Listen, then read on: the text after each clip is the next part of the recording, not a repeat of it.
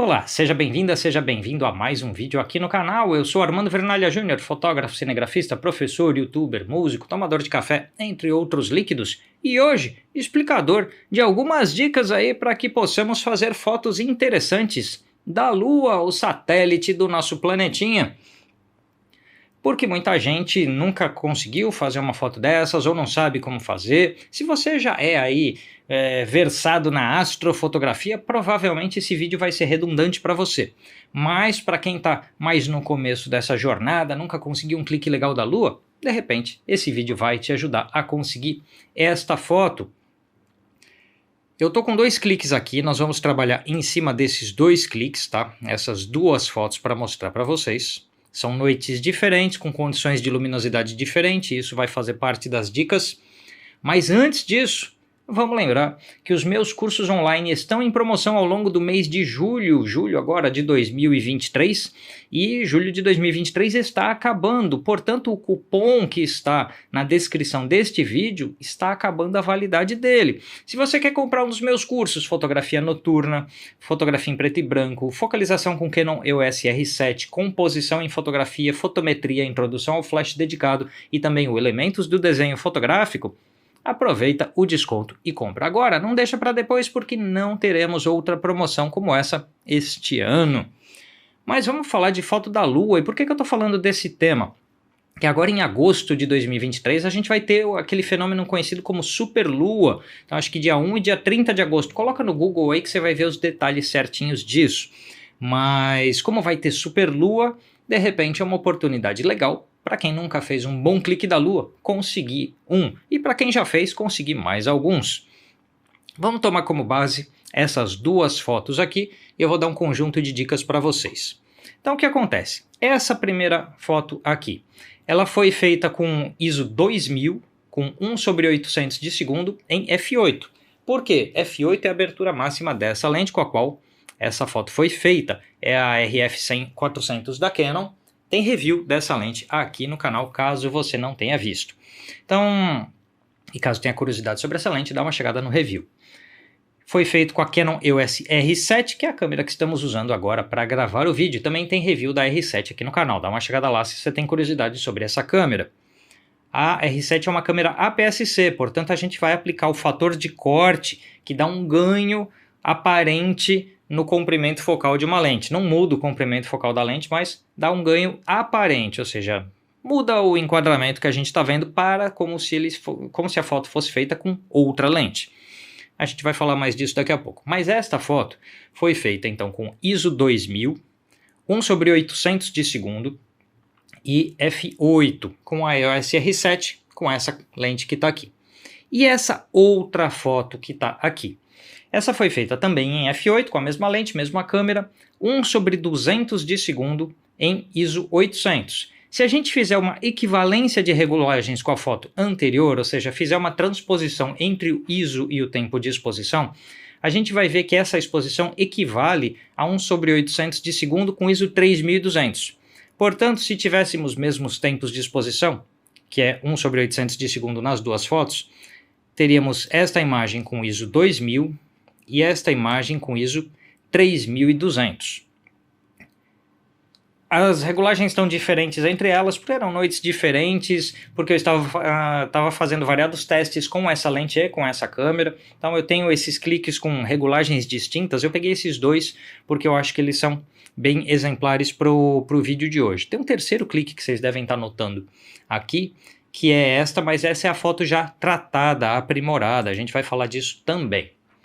Mas vamos começar pelo seguinte, primeira dica que eu quero dar para vocês. Vocês estão em mente com as regulagens que foram feitas, ou seja, se você olhar para a Lua com a sua câmera, com a sua lente e tentar regulagens muito similares a essa, você provavelmente consegue um clique, mas não necessariamente. Por quê? Por causa dessa primeira dica, que é as condições do céu e da exposição da Lua variam muito de noite para noite e de horário para horário. Essa primeira foto aqui está com a Lua muito mais alta no céu, muito mais longe do horizonte. Então ela tende a ficar mais clara e também mais esbranquiçada, mais um cinza esbranquiçado.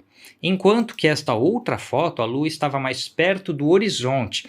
Mais perto do horizonte, você tem mais influência da atmosfera da Terra, da sujeira toda que tem na atmosfera da Terra, e assim você vai ter menos brilho e uma tendência a um amarelado nas cores, ou até um avermelhado conforme a época do ano, as condições de luz e tudo mais.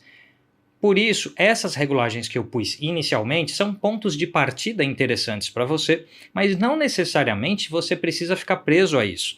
De repente, se você tem uma lente que abre mais do que f8, abre 5.6, faça testes em 5.6. Se você tem uma câmera que, de repente, tolera uma margem de ISO superior a essa, vai para uma margem de ISO mais alta, faça o tal do bracketing. O bracketing, eu tenho um vídeo excelente aqui no canal sobre ele, que é aquela técnica de fazer cliques mais claros e mais escuros para que você escolha depois o clique ideal na hora da edição. E eu recomendo que se faça bracketing com fotos da Lua, porque aí você não precisa estar com uma exposição totalmente perfeita ou com aquela certeza de uma exposição perfeita na hora do clique, porque você vai consegui-la depois com ajustes de edição, escolhendo o clique ideal e assim por diante. Isso se dá porque assim, a Terra está se movendo, a Lua está se movendo, o universo todo está girando para lá e para cá e voando para todo lado, portanto as coisas mudam rápido. Avistou a Lua, ela está numa posição interessante para a foto, vai para o clique e tenta ser menos preciosista das regulagens, faz o bracketing para conseguir ser rápido, porque tudo vai mudar de lugar muito rapidamente. Então, esse é um primeiro ponto, ou seja, esteja ciente que a exposição da Lua vai variar com a noite, com a transparência do céu, vamos colocar dessa forma, a quantidade de névoa, poluentes, nuvens e tudo mais que tenha no céu, e a posição da Lua em relação ao horizonte. Quanto mais alta ela estiver, mais brilho ela terá. Quanto mais baixa ela estiver no horizonte, mais opaca ela será. E essa é a primeira observação que eu queria ter para vocês. Vamos para a segunda. Lentes. Vamos falar um pouquinho de lentes. Porque o enquadramento dessa foto é esse aqui, sem crop nenhum, sem corte nenhum, e dessa outra é esse aqui. Ou seja, com uma câmera APS-C, com uma lente 400mm de todo esse enquadramento, você tem este tantinho aqui para a Lua. A gente está aqui com a imagem em 100% na tela, fica muito maior, legal, mas o que a gente tem é este enquadramento aqui. Não, vamos falar de lente. Essas fotos foram feitas com 400mm, que na full frame, 400mm mesmo. Numa APS-C da Canon, 620mm de equivalência de comprimento. Numa APS-C Sony, Fuji, Nikon, é 1,5, fator de corte seria 400 para 600mm. Dá para dizer que 600mm no full frame e 400mm no APS-C, que dá o campo equivalente a 600mm, você tem um excelente conjunto para começar esta ideia de fotografar a Lua. Se você tem uma lente mais longa que essa, tanto melhor, mas você já consegue resultados muito interessantes com 400mm no APS-C, 600 na full frame. Ah, mas eu tenho full frame, eu tenho 300mm. Faz com o que tem na mão. Faz com o que tem na mão e aí usa os recursos que tiver de crop no computador para aproximar a imagem e tal. Mas a gente vai ter o que dá para começar a chamar de ideal, 600mm no full frame, 400 no APS-C. Em torno disso, e quanto mais longo, melhor. E aí muita gente pode, se a gente falar de um outro sistema, o micro 4/3, que eu falo pouco aqui no canal, aí a gente está falando de uma 300mm no micro 4/3, porque o fator de corte do MFT é 2 vezes, né? Então uma micro 4/3 é excelente para fotografar a Lua, porque o fator de corte dela mais intenso potencializa a lente. Então uma 400 no micro 4/3 aí, que é o micro 4/3, já gera uma equivalência de 800mm, o que é bastante bom. Lógico que a gente pode se perguntar assim, e uma câmera super zoom? Uma super zoom, essas super zooms que tem aí zoom de 1000 vezes, 2000 vezes, ótimo, tanto melhor. Se você quer um equipamento para uma foto ocasional da Lua, uma super zoom é bastante boa. A Cris tem aqui uma SX60HS da Canon e ela consegue fotos da Lua com uma super zoom, com mais aproximação do que eu consigo com essa 400mm. Então, Não é o fato de ser uma DSLR, uma mirrorless ou o que for, que vai fazer com que você consiga a melhor das fotos. E você fala assim, tá, mas eu não tenho nada disso, eu tenho um smartphone. Tá, smartphone hoje a gente tem alguns que tem essas lentes tipo periscópio, e que conseguem um zoom óptico razoável com mais um tanto de zoom digital, com mais um tanto de inteligência artificial e roubam uma foto do banco de imagens e põe na tela dizendo que é sua. Não sei se vocês viram essa história, eu estou exagerando ela um pouco, mas se eu não me engano, tanto a Huawei quanto a Samsung foram pegas aí numa acusação de que a foto da lua desses celulares, de alguma maneira, era uma manipulação com imagens de banco de imagens e não o seu clique exato. Se é verdade ou não, eu não sei. Eu li essa história em algum lugar, se é fofoca, enfim. Você ficou sabendo disso? Comenta aí nos comentários. Se tiver alguma atualização dessa notícia, eu vou dar uma pesquisada até, porque eu não sei em que pé ficou isso aí. Mas teve essa acusação. E assim, o smartphone não é a ferramenta ideal para conseguir uma foto da lua. Mas se é o que você tem na mão, faça com ele e usa todos os recursos que ele tem para conseguir. Não tem problema nenhum. É importante a gente se divertir conseguindo as fotos que a gente quer. Tá? Esse é o ponto. Então, mas a dica 2, lente. Para câmeras que a gente está mais habituado a falar aqui no canal, 400mm no APS-C, 600mm no full frame são excelentes pontos de partida. Muita gente vai perguntar sobre teleconverter, que amplifica aí o alcance de uma lente. Se a tua combinação de câmera e lente permite a inclusão do teleconverter, é uma boa ideia, porque você vai ganhar um tanto de alcance, vai perder um tanto de luz, então leve em consideração isso na hora de colocar suas regulagens, e vai perder também um pouco de nitidez, mas nada que você não consiga recuperar no tratamento das imagens. Vamos para a dica número 3 deste vídeo. Tempo de exposição curto é fundamental. Vocês viram que essas fotos, a que está melhor delas aqui é essa que está em 1/800 de segundo. Aí você fala, ué Armando, mas você não usa o tripé? Não, porque as coisas se mexem muito rápido. Um tripé e uma exposição mais longa, a lua ia ficar toda tremida, não adianta. Ah, mas a lente não tem o IS, estabilização de imagem? Tem, mas isso não faz milagre. Às vezes você está numa noite fria, olhando para cima, depois de alguns minutos segurando a lente, a sua mão pode ficar mais trêmula e o IS não vai fazer milagre. Assim, o tempo curto de exposição garante a nitidez apesar de todas as situações envolvidas, ou seja, mesmo que sua mão esteja trêmula, mesmo que a lua esteja vagando no espaço na velocidade dela, com a Terra girando na velocidade dela e tudo mais, 1/800, 1/600 de segundo consegue uma imagem sem tremidos, mesmo com uma teleobjetiva, mesmo com tudo em movimento. Existe aquela regra que você escolhe um tempo de exposição para uma teleobjetiva que seja numericamente igual ao comprimento da lente. Então você está lá com uma 400mm, você estaria falando de pelo menos 1/400 de segundo para evitar uma imagem tremida. Quando a gente está falando de uma câmera APS-C, a gente usa essa regra com comprimento equivalente. Então, equivale a uns 600mm, porque é o tanto de ampliação de imagem que você está tendo. Então você vai considerar pelo menos 1/600 de segundo. Aquela outra foto que está aqui em 1/200, se eu não me engano, 1/200, eu também estava testando o IS da lente, eu estava fazendo testes foi pouco depois de eu ter comprado essa lente. E ela foi eficiente? Foi. Não era uma noite que estava gelada e eu pudesse acabar com um tremor aí de frio ou de cansaço porque eu estou lá a hora segurando a lente. Não aconteceu nada disso. Então 1/200 deu legal nessa foto aqui. Mas se a gente pode escolher um tempo mais curto de exposição, é ideal com teleobjetivas e é ideal com coisas em movimento, como a Terra e a Lua. Então, um tempo curto de exposição garante uma melhor nitidez para a sua imagem. Vamos para a quarta dica desse vídeo, balanço de branco. Balanço de branco, você pode pôr o balanço de branco em automático. Se você está clicando em RAW, você está clicando um gigantesco cartão cinza, que é a lua, e você pode fazer o balanço de branco depois do clique na conversão do seu arquivo. Mas se você está clicando JPEG, ou está gravando vídeo, que já precisa de um ajuste melhor de balanço de branco, o balanço de branco automático da maioria das câmeras dá conta de um céu noturno com uma lua no meio.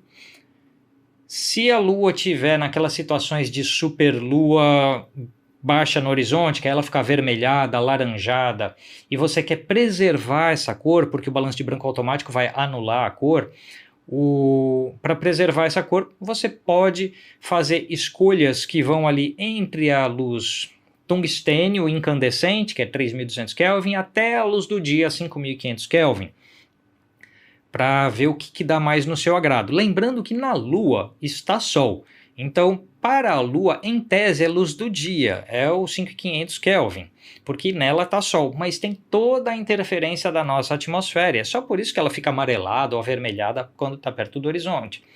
Então ela não muda de cor, não acontece isso, mas a nossa atmosfera provoca essas interferências. Então um balanço de branco de luz do dia com a Lua perto do horizonte, ela vai ficar bem amarelada, bem alaranjada.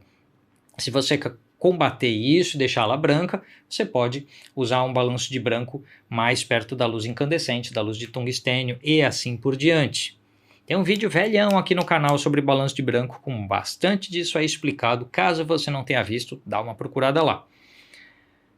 O que mais? Dica 5. Crop. Visto que mesmo com uma 400 milímetros, numa câmera PSC, o que a gente consegue é isto aqui de enquadramento, ou seja, a Lua ainda é pequena no nosso quadro, até onde vale a pena cortar um arquivo e reter suficiente qualidade. Isso aí vai depender do que você está fazendo com a sua imagem. Você vai imprimir? Você vai pôr na parede de casa? Ou você vai pôr de fundo de tela no seu computador ou no seu smartphone?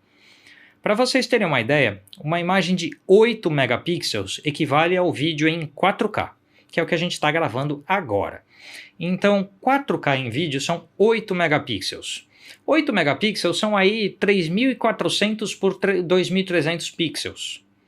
A imagem da EOS R7, que é essa aqui, ela vem com 6.000 e não sei quantos pixels por 4.000 e não sei quantos pixels. Então, 24 megapixels dá 6.000 por 4.000. Isso aqui é bem mais.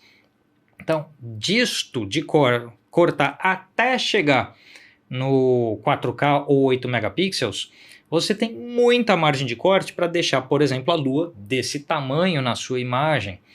Então, se você vai usar como fundo de tela no celular ou no computador, se você vai postar no Instagram, no Facebook, nas suas redes sociais, quaisquer que sejam, e tudo que você quer é uma imagem que de repente ocupe um tamanho de 4K, a resolução de 8 megapixels, então pode cortar à vontade os seus arquivos de câmeras quaisquer, de 20 megapixels para cima, todas elas têm muita margem de corte até chegar em 8. Então, tenha em mente isso. Agora, não, eu vou imprimir, Aí, conforme o tamanho da impressão que você vai querer fazer, vai variar, né? Não tenho como resumir todos os tamanhos de impressão aqui, mas eu quis pôr essa lógica de tamanho de tela, de vídeo, porque a maioria das pessoas hoje posta foto em rede social, usa foto no fundo de tela e nem tanta gente imprime as fotos. Assim, se você quer uma foto para postar, saiba que, mas então minha lente é só uma 300, não uma 400. Tudo bem, você vai poder cortar bastante o arquivo. Mas eu não tenho o APS-C, eu tenho uma full frame e a minha lente é uma 300. Você vai poder cortar bastante. Então fica tranquilo sobre isso, porque sobre o comprimento da sua lente, sobre o crop que possa ter na sua câmera, se ela for APS-C, você ainda tem margem de corte aos montes para conseguir uma imagem como essa que a gente está vendo na tela. E isso me faz chegar à dica número... Quer dizer, essa foi a dica número 5, né? Isso me faz chegar nas dicas extras desse vídeo, por isso que ele chama 5 ou mais dicas para você fotografar a Lua. Modo de fotometria para você conseguir a sua exposição. Como o céu é todo muito escuro em volta da Lua, isso considerando que não tenha nuvens, tá? Muito escuro e a Lua está refletindo muita luz, se você usar a fotometria matricial da sua câmera, como há muita escuridão no quadro e só um pontinho branco, o que acontece é que a câmera vai sobreexpor tentando clarear aquela área escura toda. Então o que acontece é que na fotometria matricial você tende a ter uma lua sobreexposta. Isso para esses comprimentos de lente que a gente está falando. Você tem aí uma 1.200 milímetros, um telescópio plugado na sua câmera e você consegue uma foto só da lua? Aí não. Aí você põe matricial mesmo e vai funcionar porque a Lua é um gigantesco cartão cinza, como eu falei para vocês. Agora, nessas realidades de comprimentos que a gente está citando aqui no vídeo, a fotometria matricial tenderá a uma lua superexposta, sobreexposta, porque vai ser influenciada pela escuridão do céu. Nesse caso, a fotometria pontual pode ser mais interessante para você, porque você fotometra só no pontinho ali da lua e tem uma leitura mais precisa de luz. Isso tende a deixar a lua cinza. Se você quer ela um pouco mais clara, sobre a fotometria pontual, coloca mais um no seu fotômetro. Quer dominar a fotometria? Compra meu curso de fotometria e aproveita que ele está em promoção. Outra dica aqui, usa e abusa do tratamento de imagens. É aí que a gente vai chegar nesta foto aqui, a segunda. Ela já está com o aprimoramento de redução de ruído por inteligência artificial do Photoshop. Eu tenho um vídeo aqui no canal detalhando isso, mostrando como é que funciona. Dá uma chegada lá se você não conhece. O Lightroom e o Photoshop têm esse recurso, outros programas também têm.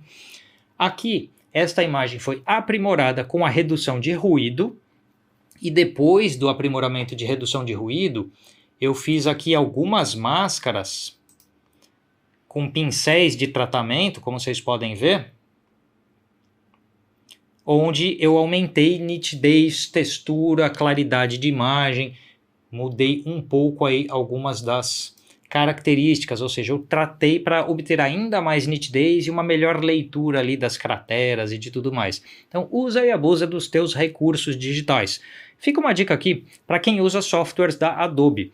No aprimorar da Adobe tem o Super Resolução e tem o redução de ruído. Se você tem uma imagem com ruído, porque você usou um ISO mais alto, e tenta dar o Super Resolução, ela vai ficar muito ruim em qualidade. Então, faz primeiro o aprimoramento de redução de ruído. E aí você vai ver que o Photoshop não te deixa dar o aprimoramento de super resolução depois disso. Então você faz o de redução de ruído e aí no image size do programa ou na exportação no tamanho, você vai lá e põe o tamanho final que você quer.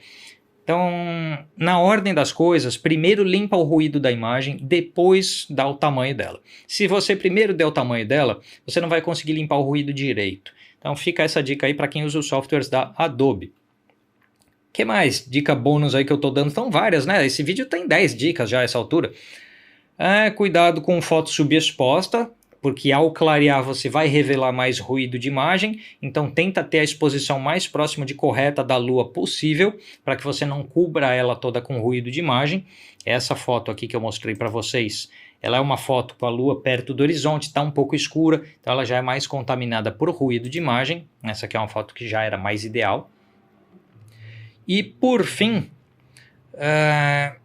tem um aspecto que eu acho bacana de pensar, que é assim, não se preocupe demais com a super qualidade das suas fotos. Tem uma coisa que eu já disse aqui nesse canal que quando era criança eu tinha um sonho de ser astronauta.